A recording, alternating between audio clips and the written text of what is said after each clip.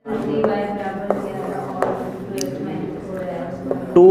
Plus 3y is equal to कितना है 11 और 2x minus 4y is equal to कितना है माइनस के 24। ठीक है, कहता है इसको हल कीजिए। अभी विधि नहीं लिखी ना, उसने कहा कि इसको हल कीजिए तो उसने विधि नहीं लिखी, तो हम कोई भी विधि यूज कर सकते हैं पेपर के अंदर। ठीक है, फिर कहता है कि m का मान पता लगाना है। m की वैल्यू पता लगानी है कब? जब y इज इक्वल टू कितना हो mx प्लस में क्या हो 3। तो ये तो काम बाद का है, पहले यहाँ पर मुझे यहाँ पर कितने चर हैं, y भी है, m भी है और x भी है ना। तो अगर मुझे x और y की वैल्यू पता लग जाए, वो वैल्यू मैं यहाँ पर पुट कर दूँ तो किसकी आ जाएगी, m की भी आ जाएगी। तो पहले इसको क्या करना है, हल करना है। तो अभी अपनी एक्सरसाइज कौन सी चल रही है, प्रतिस्थापन ही चल रही है, उसके अकॉर्डिंग ही कर लेते हैं। यहाँ से निकालो वैल्यू, तो 2x इज इक्वल टू कितना, और ये गुना में 2 है, कहाँ पर, ये समीकरण 1 से निकाला है, समीकरण 2 में रख रहे हैं। तो 2 के गुना में 11 माइनस 3y बटे में कितना 2,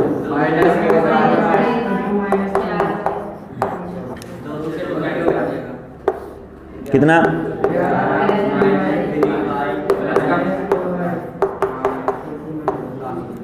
माइनस के 3y और माइनस के 4y minus 7y is equal to कितना है, माइनस के 24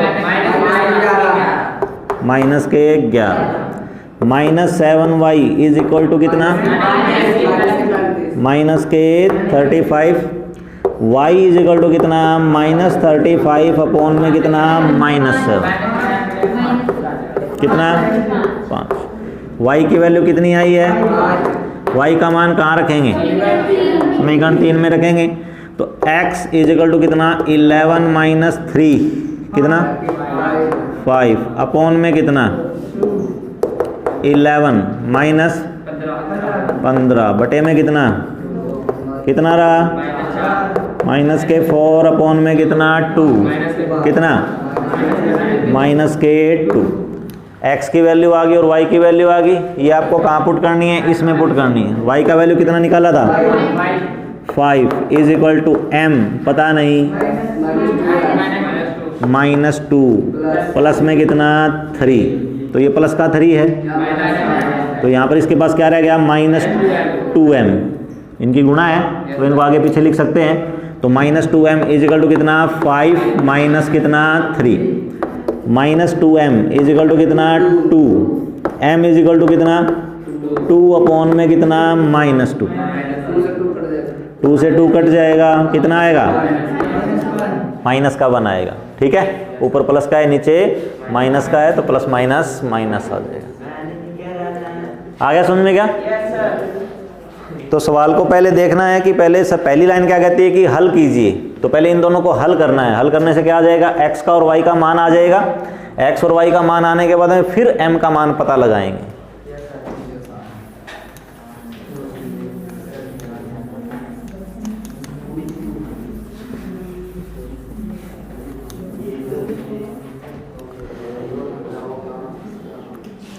तीसरा, अब आपको पहले रैखिक समीकरण बनाना है, जो आपने एक्सरसाइज 3.1 में किया था वही काम करना है, उसके बाद में उसको हल करना है। ठीक है, तो देखो क्या है,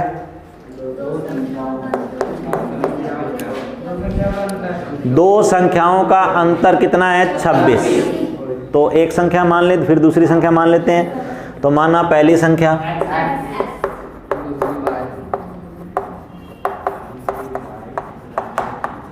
कितनी x, माना दूसरी संख्या कितनी y।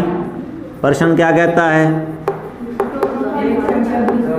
दोनों का अंतर, दोनों का अंतर चाहे x में से y घटाएं, चाहे अंतर का मतलब क्या होता है कि दोनों में फर्क कितने का है। ठीक है, तो फर्क तो मतलब बड़ी में से छोटी घटती है, तो यहाँ पर पता नहीं है कौन सी बड़ी है कौन सी छोटी है, तो मेरे को सिर्फ उसने क्या दे रखा है, दोनों का अंतर दे रखा है, कितना है 26। ठीक है, उसके बाद में दूसरा समीकरण क्या है, एक संख्या दूसरी संख्या की 3 गुणी है। तो यहां पर कौन सी बड़ी संख्या दिखाई दे रही है आपको, x बड़ी है क्योंकि x में से y घटाया है तब कितना आया, 26 आया है। तो मतलब x बड़ी है और y क्या है, छोटी है। लेकिन ये दोनों संख्याएं आपस में कैसी हैं, एक संख्या दूसरी संख्या की 3 गुणी है। तो किसको 3 से गुणा करवाऊं ताकि बराबर हो जाए, तो y को 3 से बराबर कर देते हैं, वो किसके बराबर हो जाएगी, x के। यहीं से प्रतिस्थापन यूज कर लेते हैं, x का मान y के रूप में लिख लेते हैं, x का मान तो ये क्या है, समीकरण 1 है, ठीक है। ये क्या है, समीकरण 2 है। तो समीकरण 2 से ये मैंने x का मान निकाल लिया, कितना है, 3y। 3y यहाँ पर पुट कर दो, तो 3y माइनस में कितना y इज इक्वल टू कितना 2y, कितना 2y इज इक्वल टू कितना y इज इक्वल टू कितना, तो 26 बटे में 2 करोगे कितना आ जाएगा, 13। तो y की वैल्यू तो कितनी आ गई, और x इज इक्वल टू कितना था, 3 गुना में y था, y की वैल्यू कितनी है, 13। तो 13 गुना में 3, ठीक है। तो इन दोनों संख्याओं का अंतर भी देखो कितने का है, 26 का है, कि 39 का और 13 का अंतर कितने का है, 26 का है। आगे समझ में क्या, सेकंड पार्ट।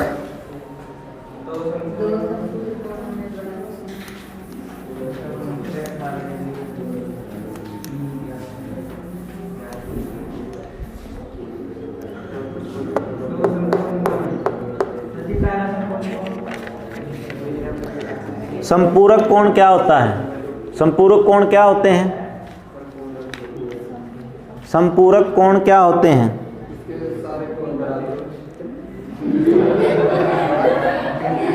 जिसके सारे कोण बराबर हो वो संपूरक हो जाते हैं।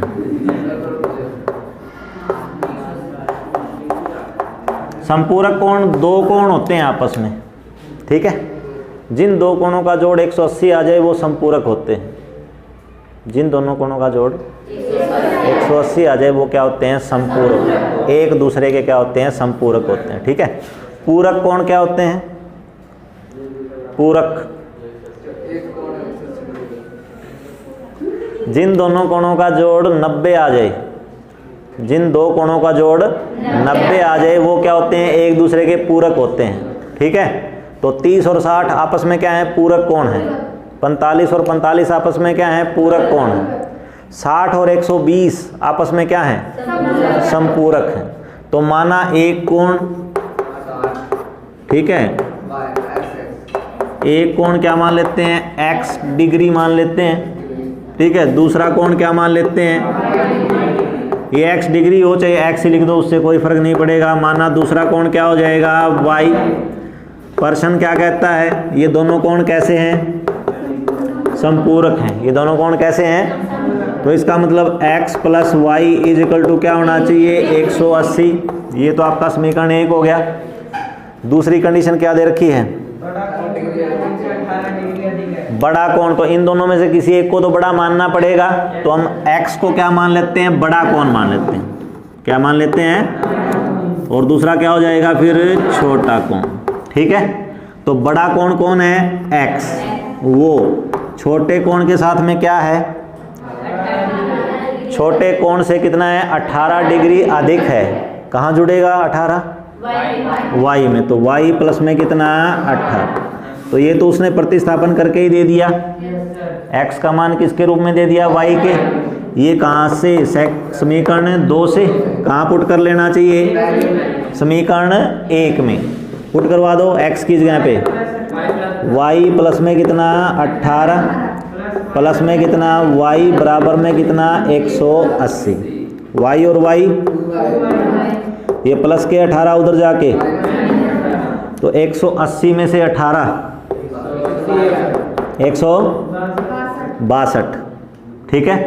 तो y इज इक्वल टू कितना 162 बटे में कितना 2, कितना 81। तो y का मान कितना आ गया 81। दूसरा कोण ये यहाँ से पता लगाएंगे, तो x इज इक्वल टू कितना 81 प्लस में कितना 18। x इज इक्वल टू कितना 8 और 1 9, 8 और 1 9। तो x का मान तो कितना आ गया 99 डिग्री और y का मान कितना आ गया 81 डिग्री। आगे समझ में क्या, इन दोनों का जोड़ करके देखोगे तो कितना आएगा, 180 ही आएगा। तो ये दोनों कोण क्या है, एक दूसरे के क्या है, संपूरक। रह जाएगा ध्यान, क्योंकि यहाँ पर अगर संपूरक का मतलब ही नहीं पता हुआ तो फिर ये सवाल आगे हल होगा ही नहीं।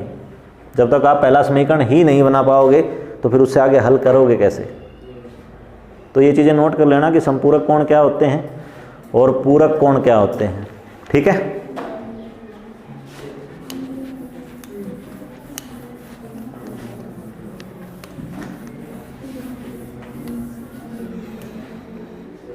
कौन सा पार्ट है, थर्ड तो पहले करवा दिया था, फर्स्ट एक्सरसाइज में किया था। क्या कैसा समीकरण बनेगा, एक क्रिकेट टीम के कोच ने 7 बल्ले और 6 गेंदें कितने रुपए में, 3800 रुपये में खरीदी हैं। तो एक बल्ले का मूल्य मानना पड़ेगा, माना एक बल्ले का मूल्य क्या माने, x रुपये, और क्या खरीदा है, गेंद खरीदी है। एक गेंद का मूल्य क्या मान लेते हैं, y रुपये। प्रश्न क्या कहता है, एक क्रिकेट टीम के कोच ने 7 बल्ले तथा 6 गेंदें, 7 बल्ले है ना, तो 7 बल्ले कितने के हो गए, 7x के। 6 गेंदें कितने की होगी, 6y की, कितने की, 3800। ये तो समीकरण 1 हो गया। उसके बाद में क्या किया, तो 3 गेंदें कितने की हुई, 3, देखो अब देखो यहाँ पर क्या लिखा है, पहले 3 बल्ले लिखे हैं ना, ठीक है। फिर तो 3x आएगा, प्लस में कितना, 5 गेंदें, 1700। अब देखो यहाँ पर आपसे गलती क्या हो सकती है कि अगर एग्जामिनर दूसरी बार लाइन लिखते वक्त क्या बोल देता कि 3 गेंदें और 5 बल्ले, उल्टा बोल देता, 3 गेंदें और 5 बल्ले। तो 3 गेंदें कौन सी थी, y थी, तो यहाँ पर 3y यहाँ पर आना चाहिए था फिर, ठीक है। तो जल्दबाजी में आसान है तो इसका मतलब ये नहीं है कि वो हर बार सही ही होगा। तो ध्यान से पढ़ना सवाल को, वो रकम को आगे दूसरी लाइन में चेंज कर सकता है। पहली लाइन में पहले बल्ला बोला फिर गेंद बोला, दूसरी लाइन में पहले गेंद बोल देगा फिर बल्ला बोल देगा, तो फिर आपके ये चर है ना वो आगे पीछे हो जाएंगे। तो कौन सी विधि से करना है कुछ लिखा नहीं है, लेकिन एक्सरसाइज हमारी प्रतिस्थापन है तो प्रतिस्थापन का ही यूज करेंगे, ठीक है। पहले से निकालें, 7x इजिकल टू कितना, 3800 माइनस के कितने, 6y, और गुना में 7 है तो कहाँ जाएगा, बटे में कितना जाएगा, 7, ठीक है। ये जो x का मान निकाला ये कहाँ रखें, समीकरण 2 में। तो 3 के ब्रैकेट में कौन, 3800 माइनस में कितना, 6y, बटे में कितना, 7, माइनस में कितना, प्लस में कितना है, 5y, बराबर में कितना है, 1750। 3 और 7 आपस में कटते नहीं है तो 3 के अंदर गुणा ही करवानी पड़ेगी। तो 3800 गुना में 3 कितना,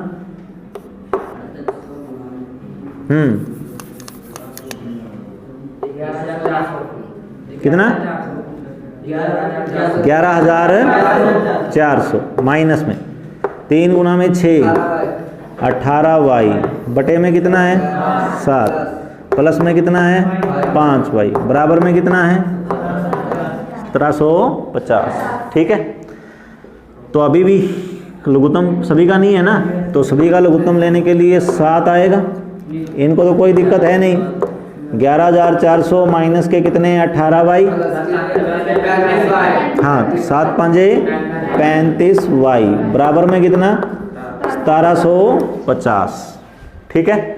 ये बटे में 7 है, कहाँ जाएगा, गुना में जाएगा। तो कितना हो जाएगा, 11400 माइनस के 18y और प्लस के 35y, कितने बचे, प्लस के 17y, बटे में 7 है वो कहाँ जा रहा है, उधर गुना में जा रहा है। तो 1750 गुना में कितना, 7, गुना करवाओ इसकी। तो 11400 प्लस में कितना, 17y, बराबर में कितनी आई, 12250। तो 17y बराबर में कितना आएगा, 12250, ये प्लस का है तो माइनस के 11400, कितना बचा, 17y बराबर में 12,250 में से 11,400 कितना बचे? 850। y बराबर कितना? 850 बटे में कितना? 17। 17 पंजे 85, ठीक है, 0। तो y का मान कितना आ गया? 50 आ गया। तो y का मान कहाँ रखना है? समीकरण 3 में। क्या था समीकरण 3 हमारा? 3800 घटा में कितना? 6y बटे में कितना था? 7। तो वैल्यू पुट कर दो। 3800 घटा में कितना? 6 गुणा में कितना? 50 बटे में कितना? 7। कितना हुआ? 3800 घटा में कितना? 300 बटे में कितना? 7। 3800 में से 300 3500 बटे में कितना? 7 कितना? 500। कितना आ जाएगा? 500। तो एक आखिर में लाइन लिख देना कि एक बल्ले का मूल्य कितना है? 500 रुपये और एक गेंद का मूल्य कितना है? 50 रुपये। आ गया समझ में क्या? तो ये विधि जब ये रकम बड़ी आ जाती है ना, तो थोड़ी सी ये विधि क्या हो जाती है? मुश्किल हो जाती है ना। विलोपन क्या है? आसान है। विलोपन में क्या है? या तो x वाले बराबर हो जाएं या फिर y वाले बराबर हो जाएं। लेकिन यहाँ पर ये समस्या कर देता है क्या कि पहले x का मान ना सारे का सारा y के रूप में निकालो। तो y के रूप में हर बार तो आसान आएगा नहीं, कुछ ना कुछ क्या आएगा? मुश्किल ही आएगा। किसी से गुणा करना पड़ेगा, किसी से क्या करना पड़ेगा? भाग करना। वो वैल्यू जब दूसरे समीकरण में रखोगे तो फिर आपकी गुणा भाग थोड़ी सी लंबी हो जाती है, ठीक है। लेकिन अगर पेपर में लिखा है तो फिर तो करना ही पड़ेगा। अगर नहीं लिखा हुआ है तो फिर आपकी मर्जी है कि आप विलोपन लगाते हो या फिर प्रतिस्थापन।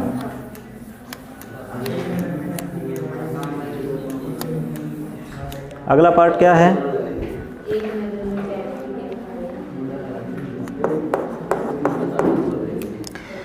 एक नगर में टैक्सी के भाड़े में एक नियत भाड़े के अतिरिक्त चली गई दूरी पर भाड़ा सम्मिलित किया जाता है। यानी कि जब कहीं पे ऑटो वगैरह लेके जाते हैं या टैक्सी लेके जाते हैं तो एक तो क्या होता है? फिक्स चार्ज होता है कि गाड़ी में बैठने के इतने रुपए हैं, ठीक है। यानी वो क्या होती है? उस बंदे की दिहाड़ी होती है ना, कि एक दिन के लिए गाड़ी लेके जानी है तो 500 रुपये तो मैं मेरी दिहाड़ी लूँगा। उसके बाद में गाड़ी जितने किलोमीटर चलेगी उतने किलोमीटर के आपसे आपके पैसे लगेंगे। तो नियत भाड़ा फिक्स करना पड़ेगा कि दिहाड़ी 500 है, 700 है, 1000 है, 1500 है। तो मान लेते हैं, माना नियत भाड़ा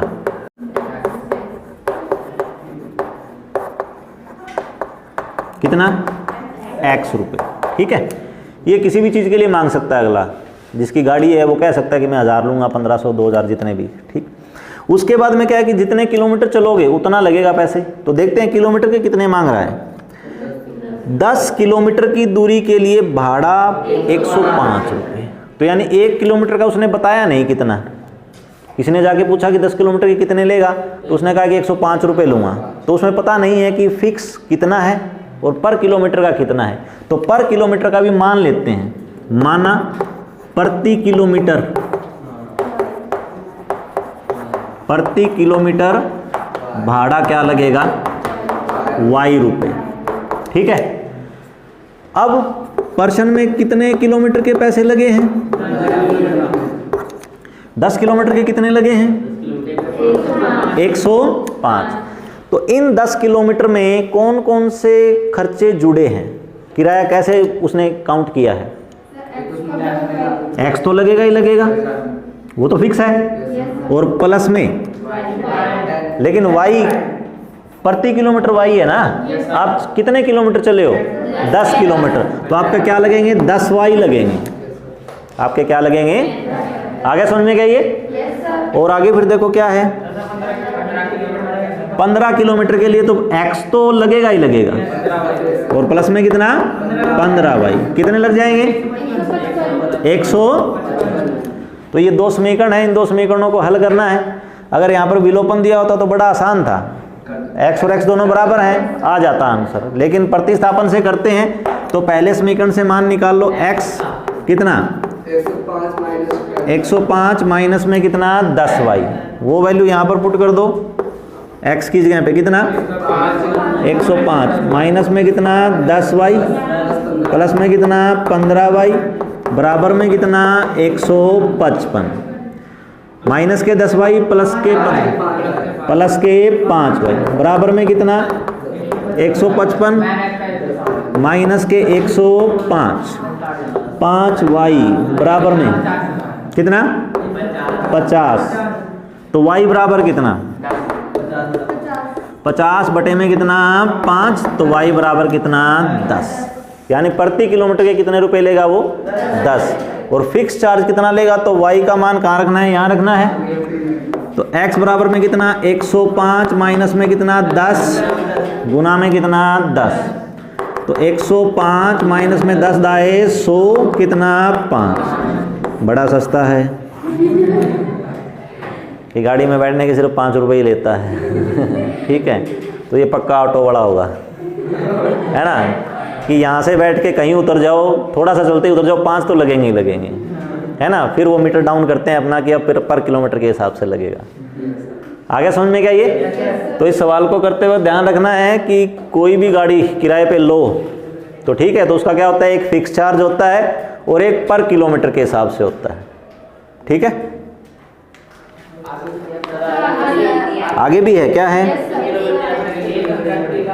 तो पहले हमने नियत भाड़ा और प्रति किलोमीटर का भाड़ा पता लगा लिया, उसके बाद में कहता है कि 25 किलोमीटर चलने के लिए कितने पैसे लगेंगे, तो 25 किलोमीटर के लिए आगे लाइन लिख लेना, नीचे ऊपर लिख रहा हूं मैं, 25 किलोमीटर के लिए किराया भाड़ा कितना लगेगा, x प्लस में कितना लगेगा 25y, x कितना निकाला है आपने 5, y कितना निकाला है 10, तो 25 गुना में 10 250 प्लस में कितना 5, कितने लग गए 255,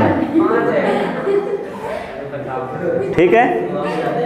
आगे समझे क्या, कि प्रति किलोमीटर और नियत भाड़ा पता लग जाए तो फिर तो आप कितने किलोमीटर का ही काउंट कर सकते हो।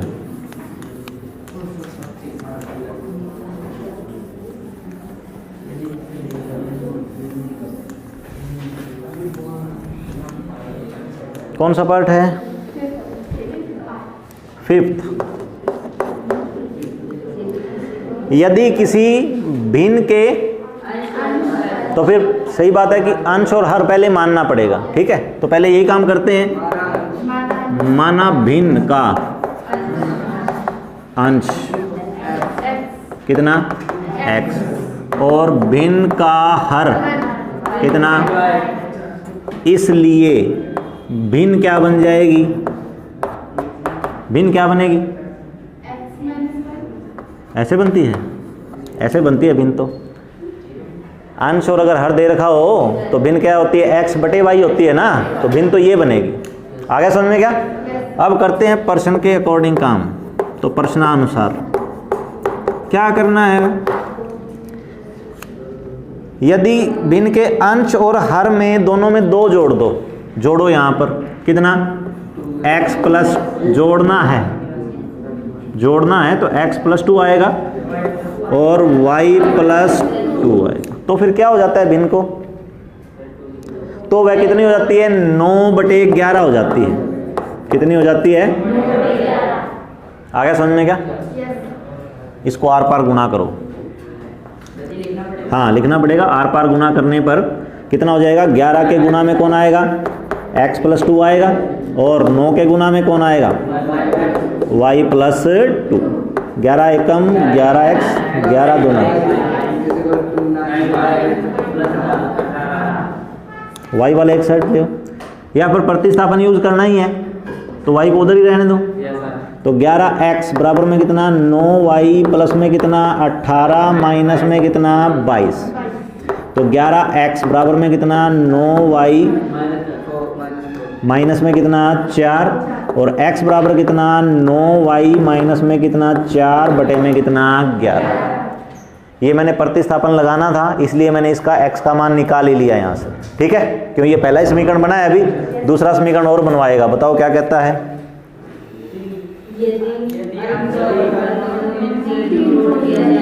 तीन जोड़ना है तो x प्लस 3 हो जाएगा और क्या हो जाएगा y प्लस 3, तो फिर भिन्न क्या हो जाती है 5 बटे में कितना हो जाती है 6, यहाँ पर भी आर पार गुना करना है तो 6 गुना में कितना x प्लस 3, 5 के गुना में कितना कितना 6x 18 बराबर में कितना,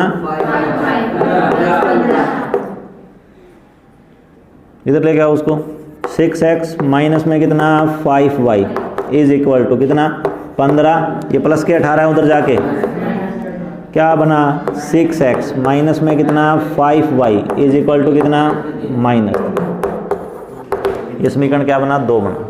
ठीक है, आपने समीकरण 1 से x का मान निकाला था, वो x का मान कहाँ करना है, समीकरण 2 में रखना है। तो कितना है 6 के गुना में कितना है 9y माइनस में कितना 4 बटे में कितना 11, 6 गुना में x की जहाँ वैल्यू पुट कर दी, माइनस में कितना है 5y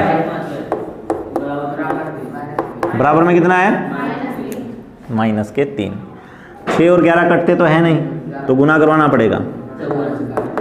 54y माइनस 24 बटे में कितना 11 माइनस में कितना 5y बराबर में कितना, अभी भी लघुत्तम सबके नीचे नहीं है तो लेना पड़ेगा 11।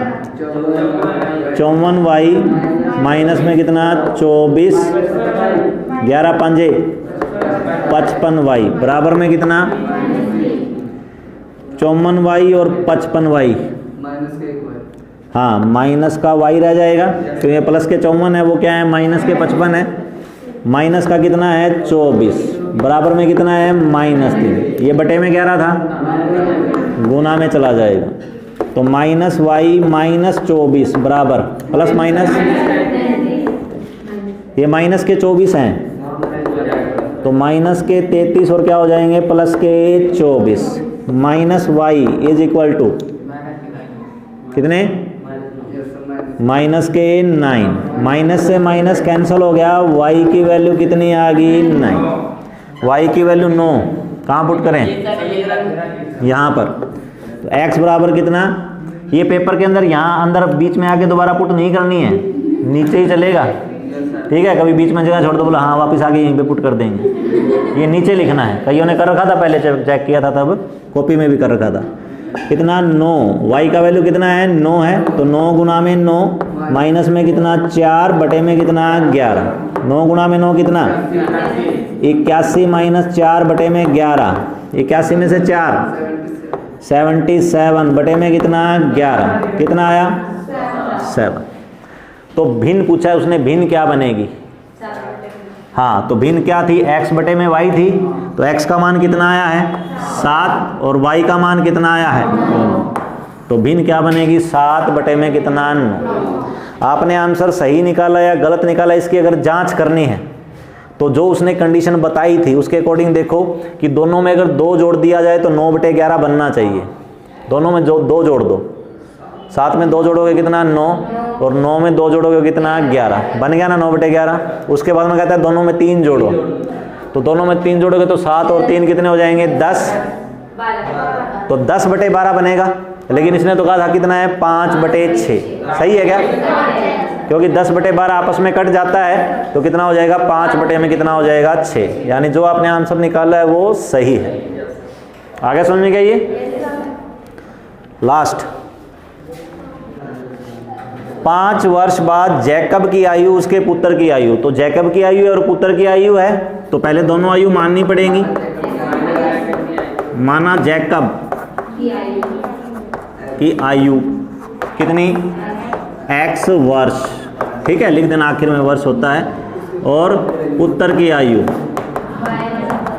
y वर्ष। कितने साल पहले बाद में 5 वर्ष बाद है ना, तो पहले 5 साल बाद में दोनों की बताओ कितनी आएगी। 5 वर्ष बाद जैकब की आयु, 5x कौन सा बोल रहा था, 5 साल में 5 गुना कर दोगे। 5 वर्ष बाद जैकब के पुत्र की आयु कितनी हो जाएगी y प्लस, तो फिर प्रश्न क्या कहता है 5 वर्ष बाद जैकब की आयु कितनी है x प्लस 5, पुत्र की आयु कितनी है y प्लस 5, कितने गुना हो जाएगी 3 किसकी गुना करें पुत्र की आयु करनी पड़ेगी ना, तो पुत्र की आयु को 3 से गुना करेंगे तब जाके जैकब की आयु के क्या होगा, बराबर होगा। इसको सॉल्व कर लेते हैं। x + 5 इक्वल टू कितना, 3y प्लस में कितना, अगर प्रतिस्थापन यूज करना है तो यहाँ से x का मान निकाल देता हूँ। तो x इक्वल टू कितना, 3y प्लस के 15 हैं और ये उधर जाके क्या हो जाएंगे, माइनस के 5। तो x इक्वल टू कितना आया, 3y प्लस में कितना, 10। दूसरा समीकरण देखते हैं क्या है, 5 वर्ष पूर्व। तो लाइनें यहाँ पर और लिखने पड़ेंगी आपको, 5 वर्ष पूर्व आएगा अब यहाँ पर, ठीक है। तो 5 वर्ष पूर्व उसकी आयु कितनी हो जाएगी, 5 साल पहले कितने का था वो, x - 5 का था, और उसका पुत्र कितने का था, y - 5 का। तब उसमें आपस में क्या था उनका, 7 गुणी थी। किसको किससे गुना करें, 7 से गुना करना पड़ेगा, पुत्र को ही करना पड़ेगा। कितना, x - 5 कितना, 7y। इधर ले आओ, x - 7y इक्वल टू कितना, माइनस के 35 प्लस के 5। x - 7y equal to minus, x की वैल्यू वो है, प्रतिस्थापन यूज करना है तो यहाँ पर x की वैल्यू वो पुट कर दो, कितना, 3y प्लस में कितना, माइनस कितना, इक्वल टू कितना, प्लस के 3y माइनस के 7y माइनस के 4y is equal to, minus के 30 है और ये प्लस के 10 है, उधर जाके माइनस के 10 हो रहे हैं। तो -4y इज इक्वल टू कितना, -40, माइनस से minus cancel, y is equal to कितना, 40 बटे में कितना, 4, कितना, 10।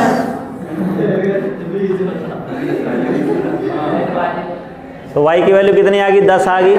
वो कहाँ पुट करनी है, इसमें पुट करनी है। तो x इक्वल टू कितना, 3 गुना में कितना, 10 प्लस में कितना, 10, कितना, 30 प्लस में कितना, 10, कितना, 40। तो जैकब की आयु कितनी है, 40, और पुत्र की कितनी है, 10। लेकिन उसने देखो पूछी क्या है कि उसकी वर्तमान आयु है ना, तो हम क्या लेके चले, वर्तमान ही लेके चले थे। तो यहाँ पर नाम लिख देना कि जैकब की वर्तमान। x और y का मान तो आ जाएगा, लेकिन अगर आखिर में लाइन ये कह दे कि 10 वर्ष बाद की जैकब की आयु की बताओ कितनी आ जाएगी, तो फिर आंसर ये नहीं आएगा। ये सारा करके और आखिर में ये पूछे आपसे कि जैकब की वर्तमान आयु ना नहीं बतानी, वो क्या कहता है कि आज से 10 वर्ष बाद जैकब और उसके पुत्र की आयु क्या होगी। तो आप तो क्या करोगे, x और y का मान ये आएगा तो यही 40 और 10, लेकिन 10 साल बाद में वो कितने के होंगे वो आंसर बताना है। तो उसमें 10 जुड़ जाएगा तो 50 साल का हो जाएगा, ये कितने का हो जाएगा, 20 साल का हो जाएगा। आगे समझ में क्या, आंसर सही है या गलत है वो आप जांच कर सकते हो। क्या कि आज की तारीख में ये है उनकी आयु, कितने साल बाद में, 5 साल बाद में। ये कितने का, ये कितने का, 3 गुना था ना, 3 गुना ही था, तो 15 3 45, ठीक है। इनको 5-5 साल पुराने करो, कितना, 35, कितना, 5, 5 7 35, 7 गुना था ना, तो दोनों समीकरण क्या है, सही है। आगे समझ में क्या।